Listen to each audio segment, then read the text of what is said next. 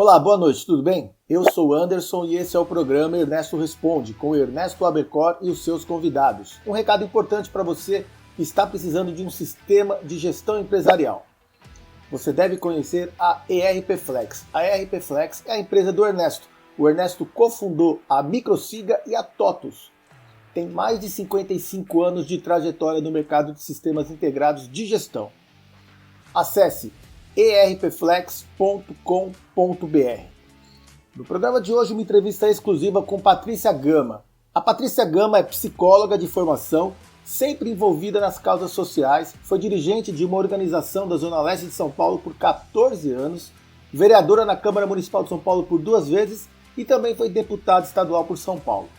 A entrevista vai tratar de propostas, de aspectos de interesse dos munícipes de São Paulo, da Tabata Amaral e também da Patrícia Gama.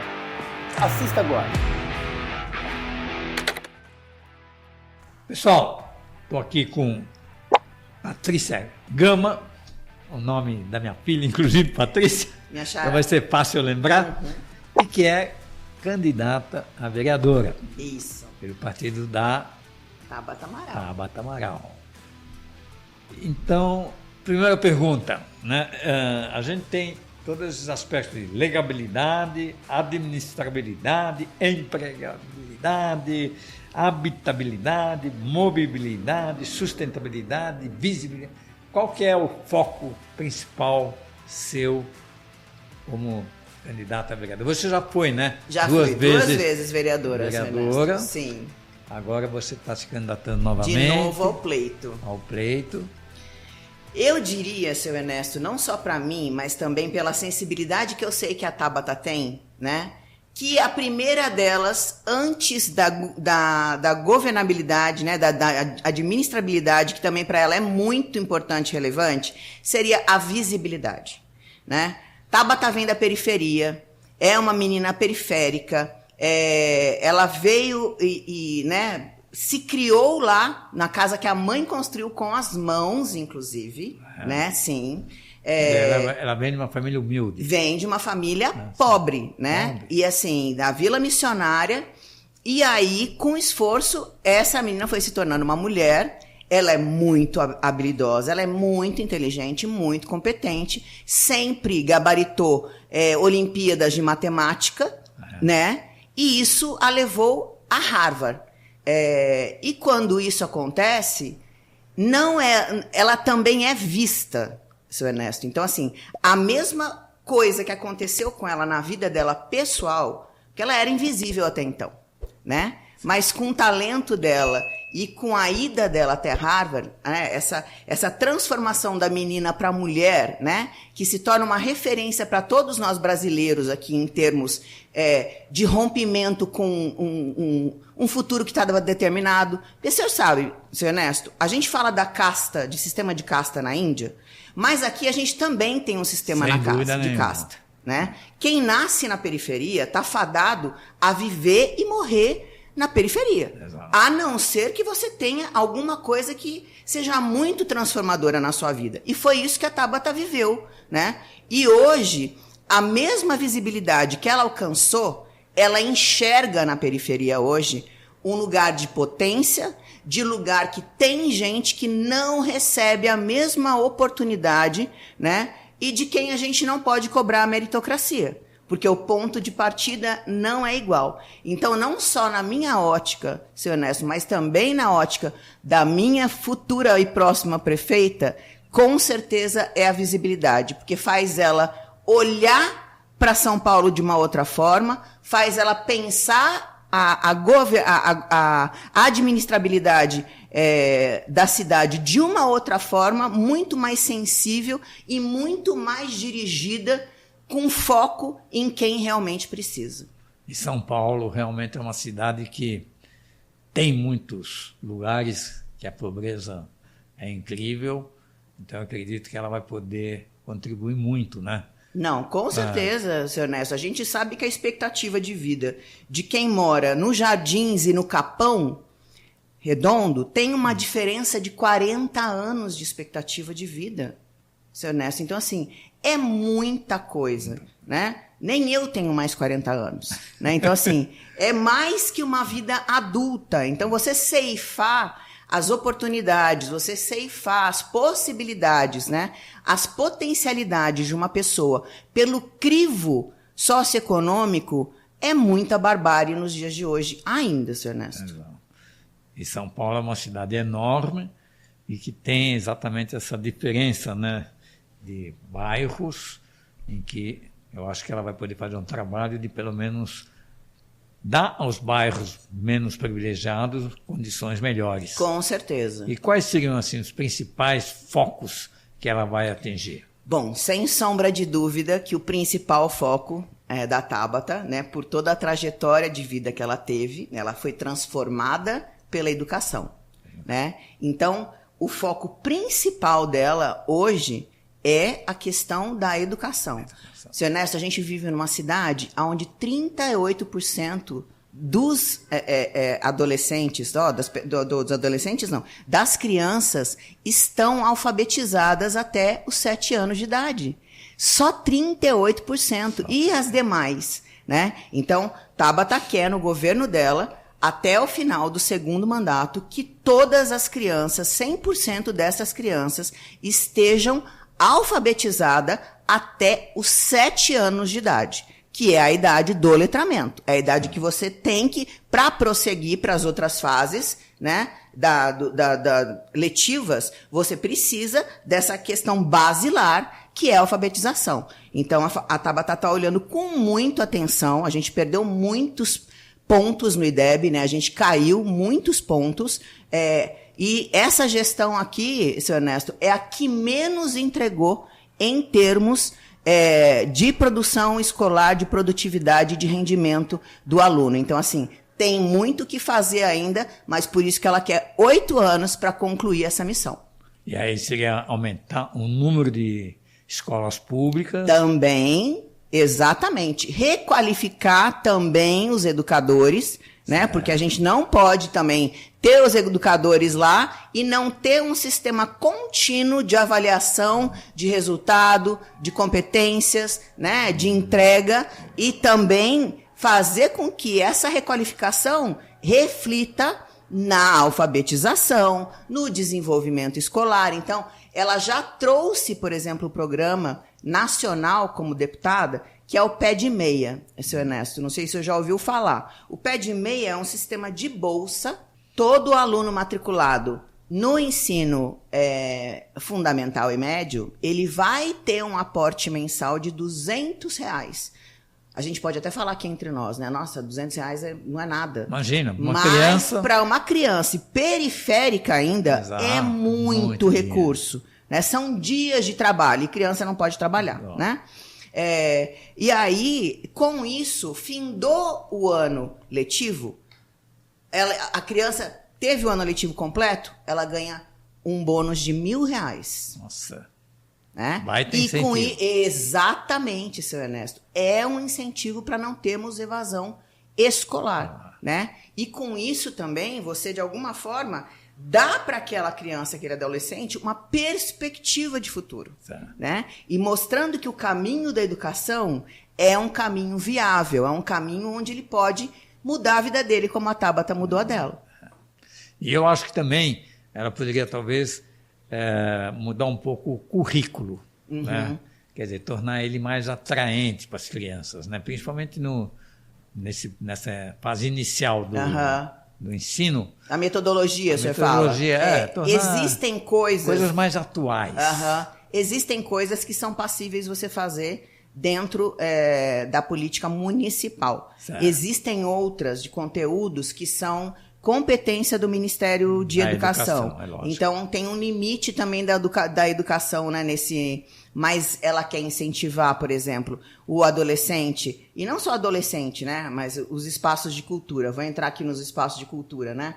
Ela quer criar um sistema de bônus, onde as pessoas que frequentarem, por exemplo, uma atividade esportiva, fizer uma inscrição numa academia municipal ou em algum programa municipal de cultura ou de esporte, ele vai receber um bônus. Sabe aqueles cartõezinhos que às vezes a gente recebe numa loja, que, olha, se você tiver tantos carimbos, você tem desconto na próxima compra, mais ou menos assim, senhor Ernesto? É isso, mas para o usuário ter direito a trocar esse bônus depois por um livro, por um ingresso num teatro, por um ingresso num filme, né? Que ela quer também que os céus sejam utilizados como espaço para abarcar o lazer da família toda, né? Então, assim, ela vai criar essa sistematização de bônus e da troca do bônus por alguma coisa. Então,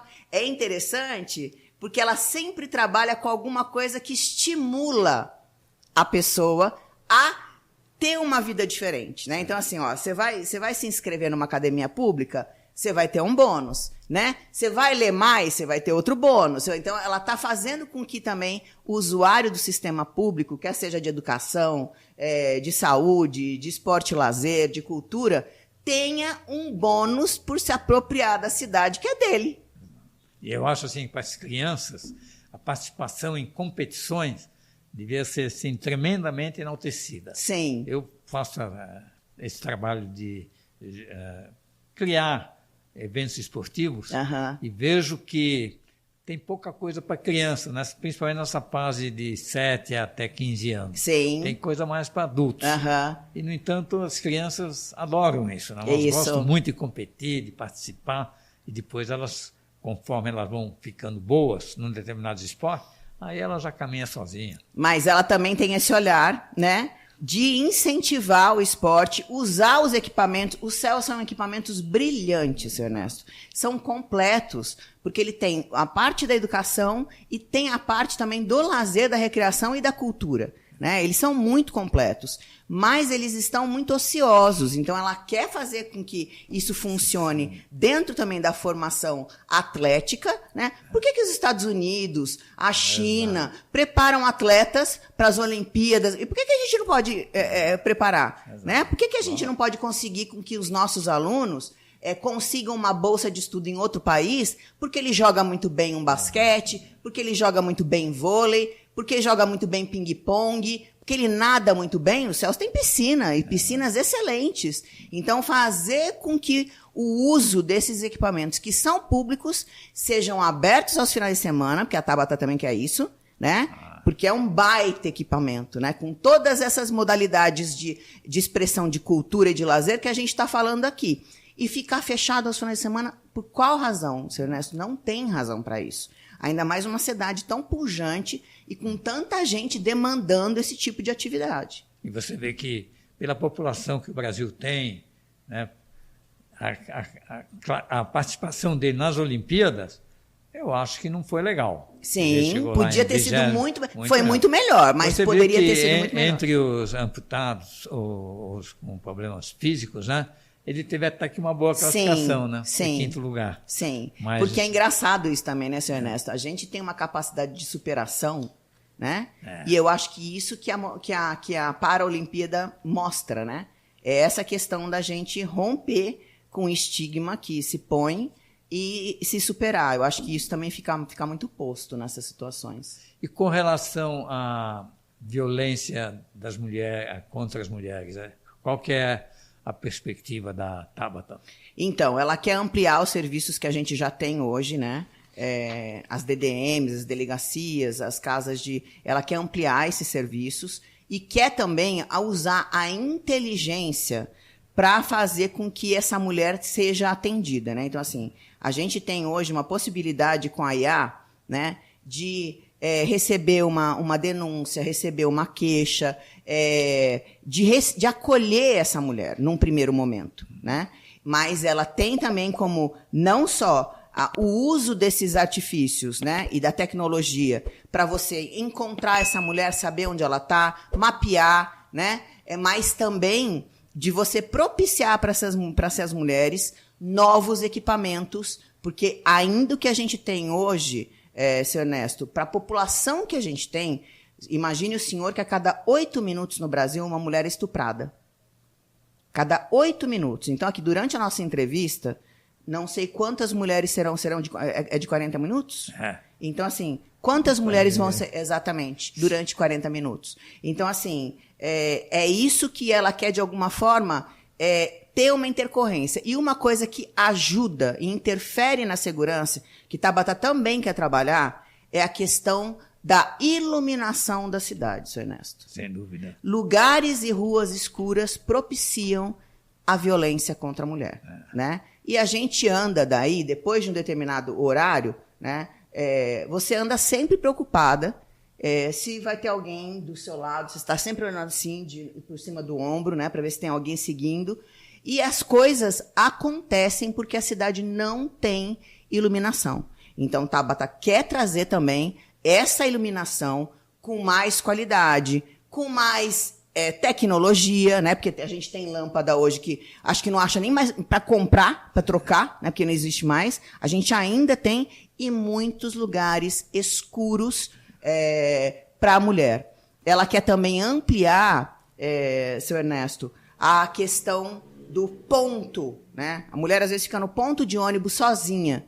E hoje tem um sistema que essa mulher tem uma linha de apoio, se ela estiver lá, se ela quiser conversar com alguém, se ela quiser dizer onde ela está, né? Para ela ter um suporte ali, falando, bom, eu não estou sozinha. Então, ela quer ampliar esses pontos, porque parece que hoje, aqui em São Paulo, a gente só tem 8. Ela quer levar para toda a cidade, para que, à noite, as mulheres estejam em segurança, num lugar iluminado, nos pontos de ônibus também, que vão ter essa interface com a Secretaria de Segurança. E como seria isso? Através de um botão? Exatamente. Como se fosse um telefone, né? Que a pessoa... E tem no aplicativo também. Tem um aplicativo que a pessoa... através do celular. Exatamente, do celular. E com relação à inteligência artificial, qual que é, assim, as novidades que você poderia nos falar de que ela pretende usar, ou que vocês estão pensando? A Tabata quer usar muito e vai ser muito útil a inteligência artificial na questão do atendimento de saúde. Né? O senhor deve saber, a questão da saúde mental para a Tabata é muito cara. E a gente teve, depois da pandemia, internacionalmente, senhor Ernesto, um crescimento, que também é minha área, essa, né? Um crescimento, um dado da Sociedade Internacional de Psiquiatria, de 255% de aumento de procura pós-Covid, durante e pós-Covid, por hospital e por médico psiquiatra. Né? A gente já tinha um passivo muito significativo no que diz respeito à saúde mental. Né? A gente era, em 2019, o segundo país no mundo em suicídio de criança e de adolescente. Então, Tabata quer usar essa inteligência artificial para dispor de mais atendimento na questão psicológica e de saúde mental, de psiquiatria também, né? Porque hoje a gente tem os CAPs, os Centros de Atendimento Psicossocial, mas a gente tem na rede pública, imagine o senhor, seu Ernesto, a gente tem 1.500 psicólogos para 12 milhões de habitantes. Não dá. É pouco. Não tem condição. E aí, como que você supre isso? Você também vai fazer o quê? Contratação de 6 mil psicólogos? Onera. Então, qual é o jeito que a tecnologia ajuda com inteligência artificial? Então, assim, fazer uma primeira consulta, uma anamnese, com a pessoa também ter um sistema para onde ela liga ou ela usa um aplicativo, que ela nunca se sente sozinha, né? Nós somos mais de 22 milhões de deprimidos no Brasil, seu Ernesto. É muita coisa. O Brasil é o maior consumidor de Rivotril do mundo. Que é um remédio contra a depressão. Exatamente, né? E forte, tarja preta, né? Então, assim, como que a gente auxilia a questão da saúde mental com a inteligência artificial? Fazendo isso. Outra coisa que ela quer fazer muito uso também é a questão da medicina, da telemedicina, né? Que também é tecnologia. Porque, assim, hoje em dia, no pós-Covid, doutor Ernesto, a gente tem 2 caminhos, né, que a gente opta. O profissional de saúde já te dá a deixa. Você quer presencial ou virtual a consulta? Né? Tem consultas que não tem como ser virtual. Né? Como que você vai num cardiologista, ele vai te aferir, né, batimento, não sei o quê. Não tem. Mas, assim, outras inúmeras tem. Né? Então, tem como você aferir temperatura com a ajuda do paciente, enfim. Ela quer usar muito a medicina, telemedicina, para também ajudar a gente na demanda de saúde que a gente tem reprimida. Eu acho que a tecnologia hoje pode ajudar Sim. em todos esses sentidos, fazendo com que não só a comunicação, mas o entendimento seja bem mais eficiente. Com certeza. Com relação ao quadro político municipal, quer dizer, tem a Tabata, tem os outros concorrentes, que até nós entrevistamos aqui também, a gente quer ser bem aberto. Sim, tem que ser republicano, né? Eu não sou de partido nenhum. Eu não vou dizer que eu sou apolítico. Sim. Eu acho que política é uma coisa bem delicada, mas como você está enxergando o quadro político, os concorrentes? Olha, a gente vê com muita clareza, ser honesto, acompanhando a Tabata na rua, assim, ela é bem recebida por todo mundo, é impressionante, né? E teve uma mudança de comportamento do começo da eleição para agora, né? Porque o que aconteceu? A Tabata se mostrou muito segura nos debates, se mostrou muito propositiva, né? Muito preparada, muito capacitada para enfrentar os problemas de uma cidade como a nossa, né? Porque isso aqui, essa cidade é caótica, seu Ernesto. Não é uma cidade que você fala grande. Exatamente, né? Com muita que ela não cresceu de forma ordenada, né? Ela teve que fazer aí canalização de córregos e rios muito importantes, sem nenhum sistema de drenagem que acompanhasse, né, a evolução de chuva, sem nenhum planejamento contra enchente. Então, foi se fazendo, mudando mudando a roda com o carro em movimento, né, senhor Ernesto? Trânsito em trilho. Exatamente. Então, assim, isso foi acontecendo de forma desorganizada. Então, hoje, quando você pensa na cidade de São Paulo, você não pensa numa cidade assim, ó, em um mandato eu dou conta disso aqui. Não, você tem que prospectar uma cidade para o futuro, né? Corrigir as coisas que agora aqui estão difíceis e pensar no futuro. E uma coisa que, além de pensar no futuro, que a Tabata faz com muita propriedade, eu acho que ela se acercou de figuras que são emblemáticas na questão de políticas públicas, né? Ela criou um grupo para compor e escrever o programa de governo dela, que tem pessoas de gabarito de ministério. Você podia citar alguns nomes? Tem na economia, tem o Piquet, na educação tem a Cláudia Costin, que já foi ministra, já foi secretária, assim como o Piquet também. Temos o Floriano Peso na questão das cenas de uso de drogas, né, na Cracolândia. A gente tem o Sérgio Aveleda na mobilidade. Tem também o Paulo Zuben na cultura. Então, ela fez um time realmente de responsabilidade. Sérgio Fausto, né? Então, tem muita gente boa, muita gente competente que se envolveu por ter, primeiramente, ficado impressionado com a capacidade da Tabata de gestão, né? Ela tem uma articulação, seu Ernesto, que assim, e é verdade isso, ela conversa com o Tarcísio, ela concorda com o Tarcísio em tudo, mas de jeito nenhum. Mas ela conversa com o Tarcísio, ela conversa com o Lula, ela concorda com tudo que o Lula... Também não, mas ela tramita, sabe? Ela tem essa habilidade de trazer o que esse aqui tem de bom, de trazer o que esse aqui tem de bom também, e ela compõe. Ela é uma pessoa extremamente agregadora, ela consegue agregar as pessoas para uma finalidade do bem comum. E como você tem visto essas brigas aí que tivemos algumas semanas atrás, que foi realmente uma situação bem diferente, né? Sim. Na verdade é vexatório, né, senhor Ernesto? Porque, assim, são pessoas adultas, né? Que deveriam pelo menos ter um código civilizatório que regesse, né? Um mínimo de urbanidade para frequentar e participar de um debate, né, senhor Ernesto? Mas a gente vê que isso aí, infelizmente, não é a coisa comum a todos. E para nós foi muito bom, senhor Ernesto, porque, assim, a Tabata só se destacou nos debates, né? Enquanto estava todo mundo, um dando cadeirada, outro dando murro, não sei o quê, ela estava lá levando as propostas, numa elegância, numa questão de centrada, equilibrada, só olhando com estranheza, porque, assim, parece que você está numa classe de crianças, né? Exatamente. E que ali tá todo mundo fazendo birra e brigando, porque, você falou bobagem, você me xingou, vou chamar minha mãe, vou chamar meu pai. Parecia uma coisa assim. Mas ela teve a oportunidade de falar assim, pera um pouquinho, isso não é postura de quem quer comandar a maior cidade desse país. O maior PIB desse país, né? Da América do Sul. Então, assim, espera um pouquinho, vamos mostrar a diferença. E ela conseguiu se destacar, e até na pergunta anterior do senhor, né, no cenário, então, eu acredito que teve uma diferença muito grande, isso, Ernesto, provocada pelos debates e pela conclusão de que a Tabata, de forma de qualificação, ela destoa de todos os demais candidatos. E com relação à sua candidatura a vereadora, quais são os seus planos?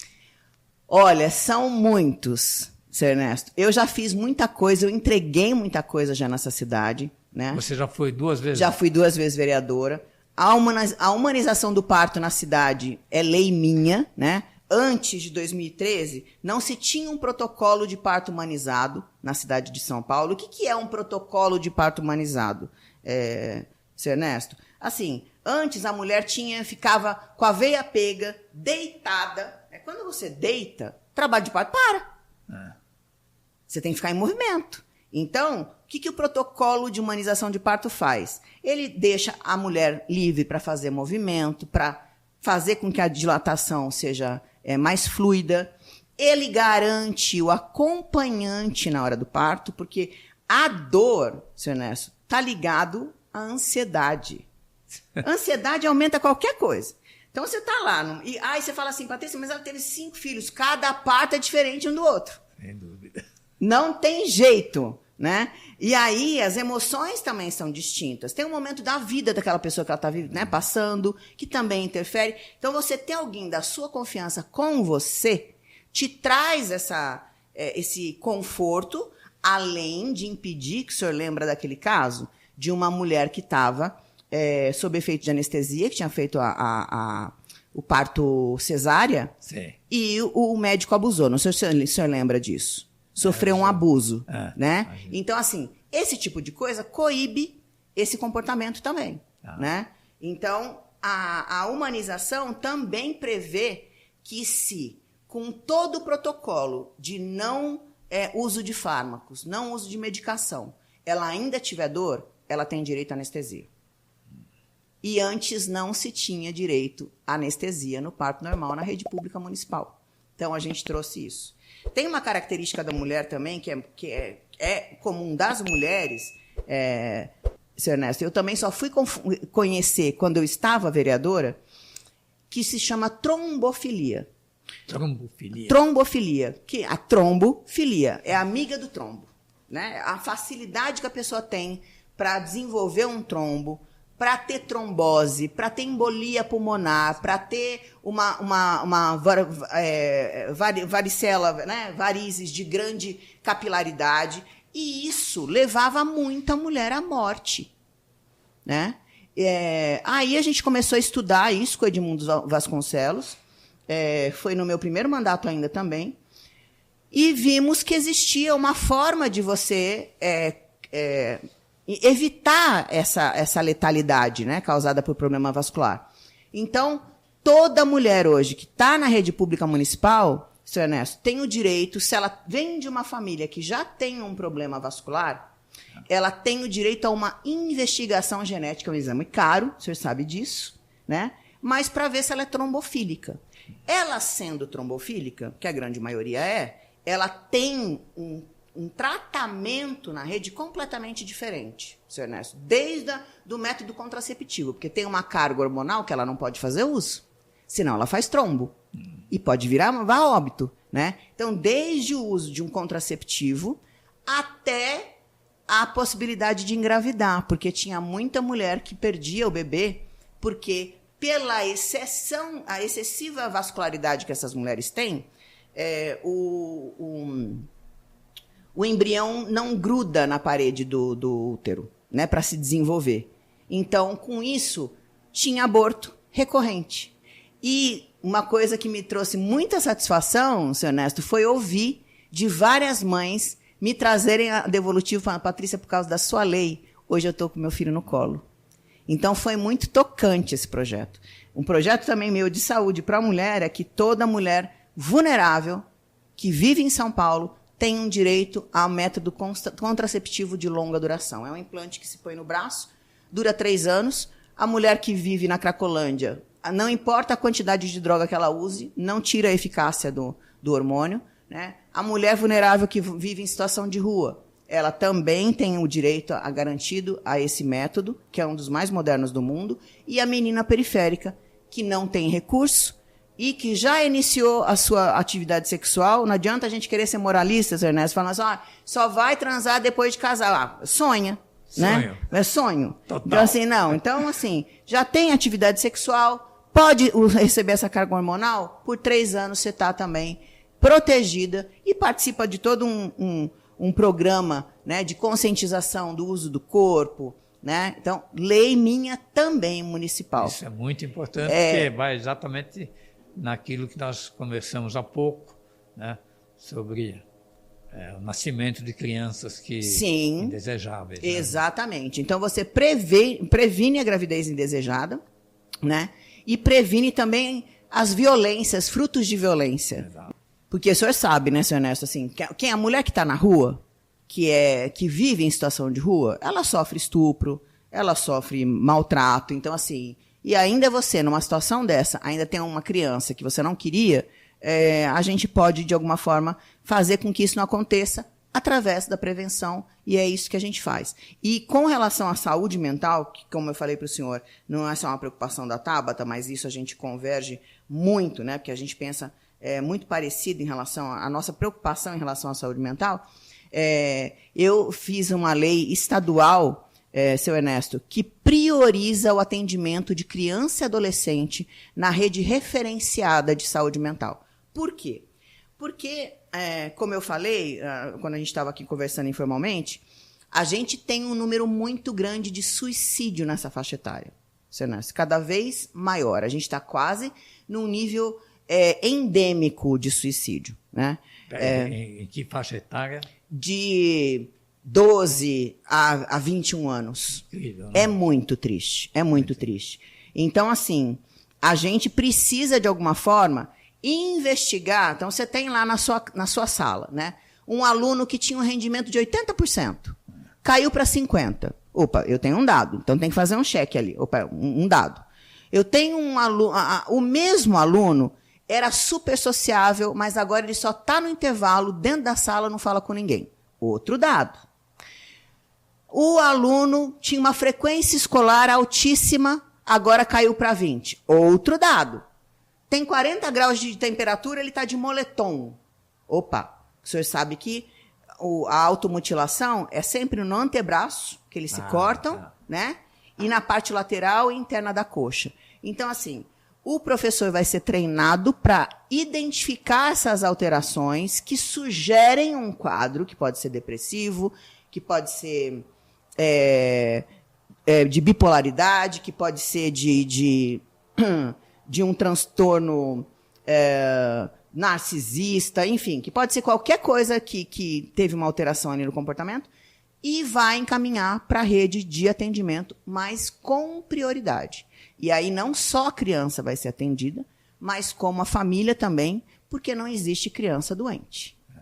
Né, Sr. Ernesto? Tem a família doente. E a família adoece a criança. Então, assim, a gente tem esse projeto também, que já é lei no estado de São Paulo. No mesmo molde, Sr. Ernesto, a gente tem um projeto que está tramitando na Assembleia para que os educadores, né, os colaboradores da rede de educação e os colaboradores da área de saúde também tenham prioridade no atendimento. Por quê? A gente tem um absenteísmo na rede pública municipal e estadual que gira em torno de 30% a 40%, né, de pessoas que param de trabalhar, entram na caixa por uma questão de saúde, né? E a maioria dos casos, Sr. Ernesto, a questão de saúde é de saúde mental. Ou é depressão, ou é pânico, ou é transtorno de ansiedade, mas é alguma coisa vinculada à saúde mental. Quando você interfere diretamente na saúde do seu colaborador, você tem um serviço melhor. E o que acontece muito na rede de saúde também, seu Ernesto, é que eles têm muito acesso à medicação. Medicação de tarja preta, medicação de uso controlado, e eles vão lá no armarinho, pegam, tomam e se viciam, se tornam dependentes. Então, a gente tem que pensar no usuário? Tem. Só que a gente também tem que cuidar de quem cuida, né? Porque o usuário vai estar muito mais seguro se aquele que está fazendo o cuidado dele, seja o médico, seja o enfermeiro, seja o técnico de enfermagem, seja a pessoa que está limpando o hospital, que ele esteja bem de saúde, né? Então, a gente precisa também assegurar a essa pessoa. E por que eles estão fazendo uso desse tipo de medicamento ou recorrendo a isso? Porque eles também estão em sofrimento, né? E eles também precisam ser cuidados para que a gente seja ainda melhor cuidado. Então, a gente tem olhado também para esses profissionais com muito carinho, né, e com muita empatia. Exatamente, porque a facilidade que eles têm acesso, sem dúvida, exatamente. O ser humano é frágil, né? Sim, é isso. Patrícia, para votar em você, qual é o número? O meu número é 40-180, né? 180-180. E por que 180, seu Ernesto? Eu fui vítima de violência no meu casamento por 26 anos, né? Leia-se violência, porque muita gente faz confusão, né? Violência não é só violência física, embora eu tenha sofrido violência física também. Né? Mas a violência psicológica, né? A depreciação, a humilhação, os xingamentos, o maltrato, né? Isso também é violência psicológica. E a gente costuma só prestar atenção na violência, seu Ernesto, quando a violência é física. Quando você aparece com hematoma, né? Mas, assim, a alma não tem hematoma. Mas, assim, ela fica extremamente danificada. Então, diz que denúncia contra a violência é 180. É Disque 180. Então, é 40-180 por isso. Porque aquilo que eu vivi, eu quero usar de potência para a gente transformar a vida de outras mulheres, para que elas não passem pelo que eu passei, mas que elas transformem também, caso tenham passado, a dor em potência, porque a gente tem essa habilidade e essa capacidade. Eu faço lei para você, mulher, para os seus filhos, então presta atenção nesse nome, Patrícia Gama, pesquisa, e eu tenho certeza que se você pesquisar, você vai votar em mim. Sem dúvida, é um recado importante, e eu acredito que tem muitas mulheres, principalmente, muitas, que vão te apoiar. Com certeza, eu também espero isso, Ernesto. Certo. Patrícia, eu vou te oferecer aqui 2 presentes. Olha só! Um é um livrinho Dicas de Como Chegar Lá, que eu conto um pouco da história da minha vida. Tá. E procuro também, assim como você, dar algumas dicas para as pessoas para se sair melhor no trabalho, na vida familiar, na vida esportiva, principalmente, na vida empresarial. Sim. Então, espero que seja uma leitura aí que com certeza, com certeza. Curtinha, tem muita imagem. Vou dar um feedback para o senhor depois. Sem dúvida. E um outro livro, que meu pai era fotógrafo, principalmente na cidade de São Paulo, mas também uma família de Rio. Talentos, hein, seu Ernesto? Eu não segui a profissão, porque a tecnologia realmente foi... Te pegou pelo coração, né, seu Ernesto? Cálculos e tal. E aqui tem fotos de São Paulo, dos Santos, do Rio de Janeiro. Maravilhoso. E também de produtos, porque ele fazia também fotos para propaganda naquela época.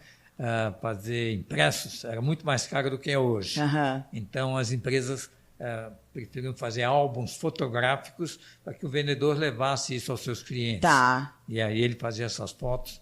E tem até uma foto minha aqui fazendo fotos. Eu soube, seu Ernesto.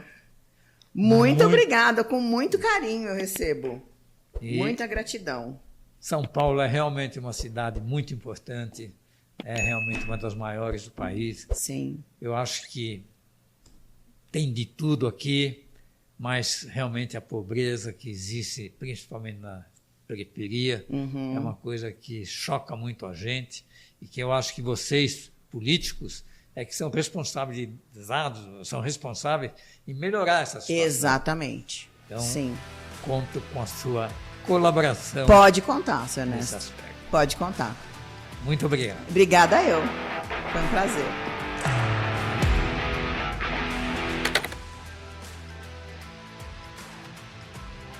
muito obrigado mais uma vez pela sua audiência. Deixe o seu like, compartilhe o nosso programa e até a próxima semana.